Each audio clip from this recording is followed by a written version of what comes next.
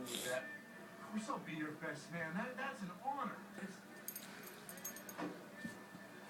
There's a scene where we have our first hug, and there was nothing scripted weird about the hug. Yeah. And Paul looked over this way, and I just pushed his face back into mine, and it really grossed him out. Fabulous was that was very funny. What was weird though was that we would be hugging, and then very quietly you would just do something. They weren't even like groans. There was like little. And I'll tell you why I did that, because I think that when you're having physical contact with someone, it's important to express through sound that you're enjoying what they're doing. That was weird.